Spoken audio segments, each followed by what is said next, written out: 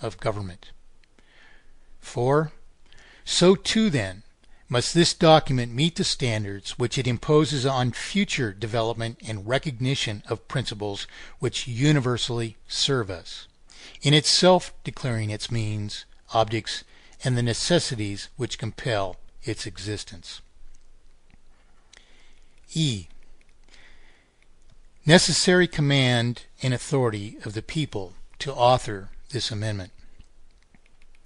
With global abuse of power, 1. Itself demonstrating not only by its betrayals in the pattern of imposition, but by such exacting exercises of evasion, that the abuse of power is fully cognizant, it is impossible even to demonstrate we can be saved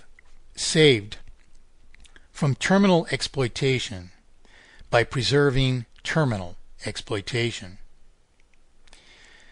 Particularly as the horrendous magnitude of the present crime is readily proven altogether in 1.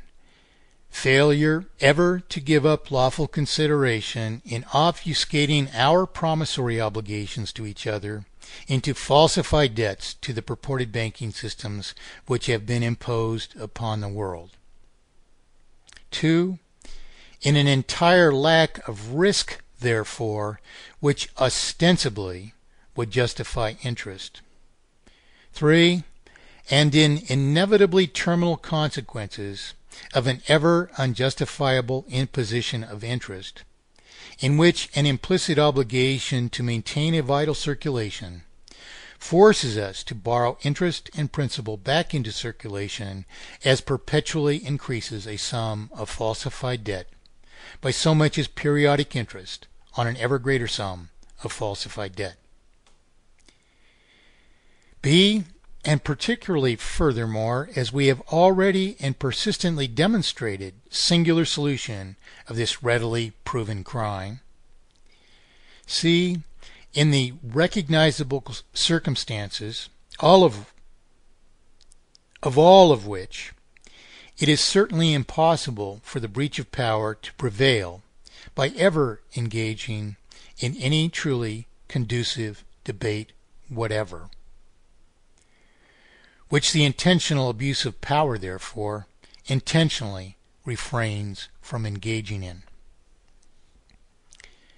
With an indispensable and characteristic dependence, therefore, upon disinformation, confusion, and every plausible means for denying us actual solution, and with ready ownership of every necessary means thereof, being the prevailing and characteristic domain of purposed perpetration, and with the most indispensable power of global exploitation being a purposed obfuscation of the currency, therefore with the principal purpose of usurpation being exploitation of the world by an intentional and inseparable subversion of government and currency, which can only multiply falsified indebtedness in proportion to an ever-diminishing remaining capacity to service a perpetually escalating sum of falsified debt, with the inevitable consequence of this process being terminal artificial indebtedness and dispossession,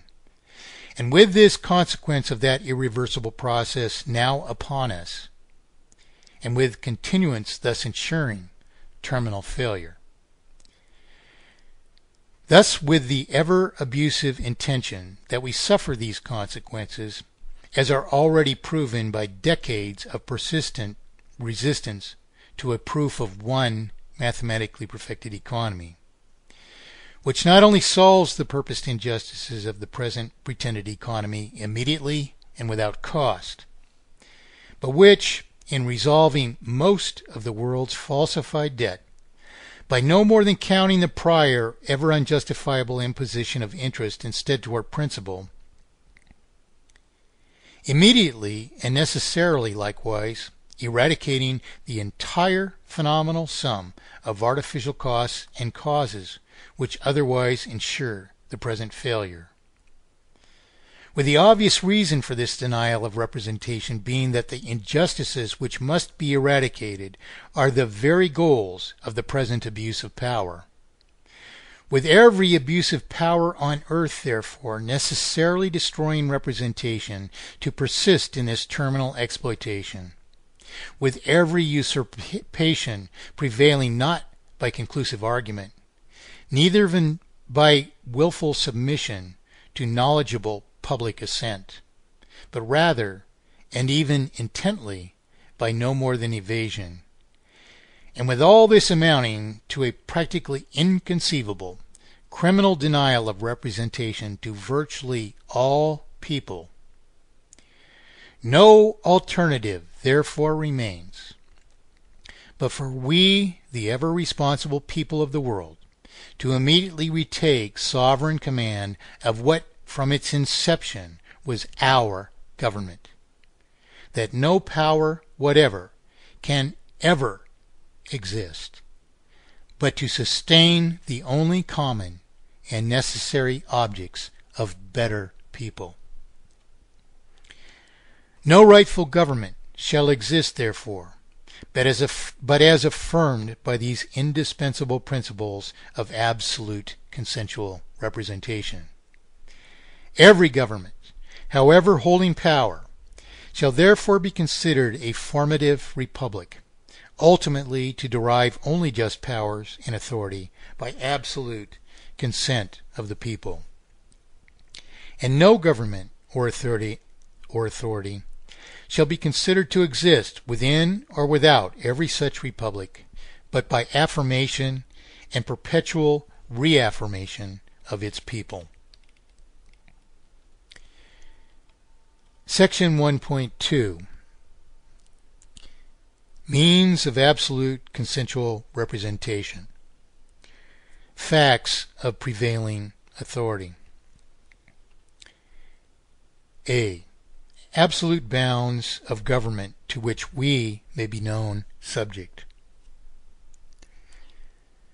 We, the final protectors and subjects of our justice, as ever responsible people, therefore, exercise our ever prevailing authority to limit the absolute bounds to which we may be known subject, to prescribe the nature, duration, quality, and irrefutably common objects of the only laws, requirements, interaction, economy, or government which can ever lawfully bear upon us.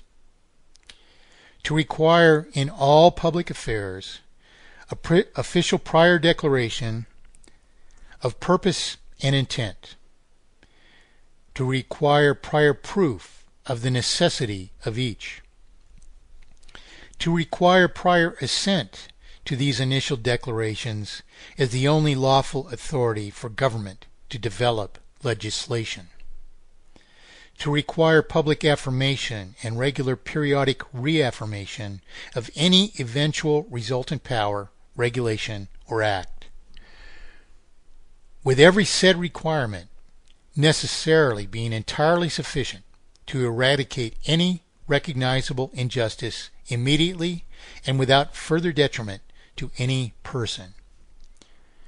To require perpetual public reviewability and full accountability, sufficient even for any and every just individual to refine, to rightly deny, and even to effectively terminate every injustice against us.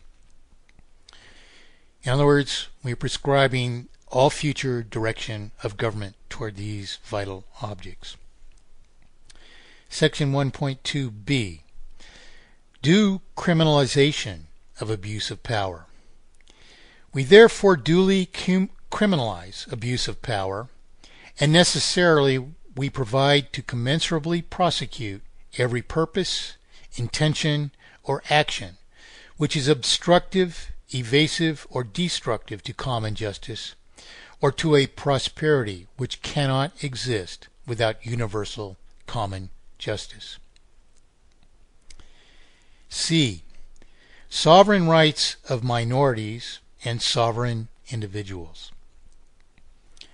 So we declare these our undeniable reasons, and we secure a necessary fact not only of a common prevailing authority, but of individual prevailing authority, by a fact that ostensibly just consensual rule can only exist, by a potential recognition of justice, which is only ultimately reflected by a majority, if and only if a just majority ultimately exists, and if and only if that potential majority exists by itself, resolving justice to one enduring conclusion, which therefore only concurs with reasoning which is neither different, better, nor therefore more potent than that of a just individual. By these very principles of prevailing common and individual authority, we therefore claim and establish immediately an existent fact of our individual rights to mathematically perfected economy and absolute consensual representation, however potentially recognized, disputed, or otherwise opposed, without justification by others.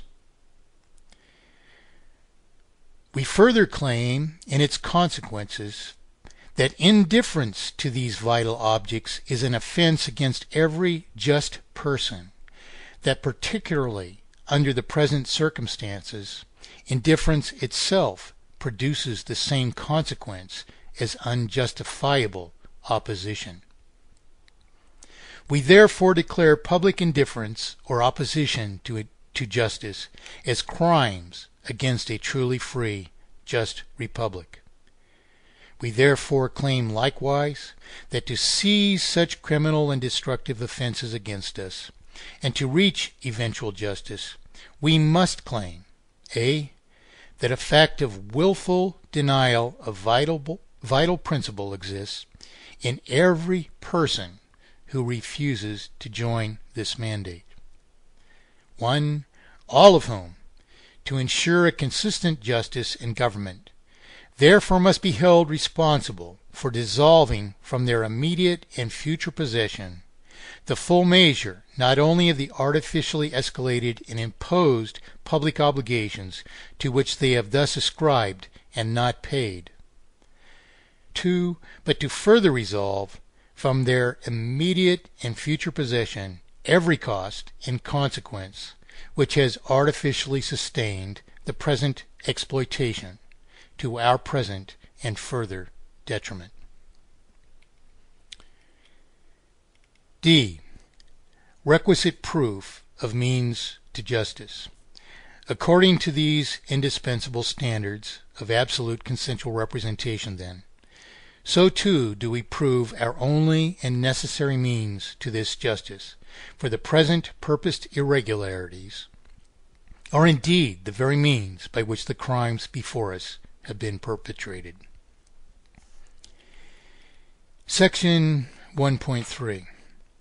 Fact of the severest crimes against the people in an intentional obfuscation of the currency, perpetrated by evasion of a fact of singular solution to the categoric faults of the present pretended economy. A. Requisites of an indispensable eradication of monetary injustice. A just circulation of a truly immutable currency is indispensable to just industry and commerce, with emphasis on the word immutable, of course. And so, the singular plausible form of such a circulation must, without any contrary disposition whatsoever, perpetually and solely represent due reward for every natural vacillation of a sum of desirable prosperity. Altogether and without contrary disposition, such a circulation therefore must immutably represent 1. All promissory commitments, 2. All commensurable reward for production, 3. All natural consumption and depreciation of property. 4.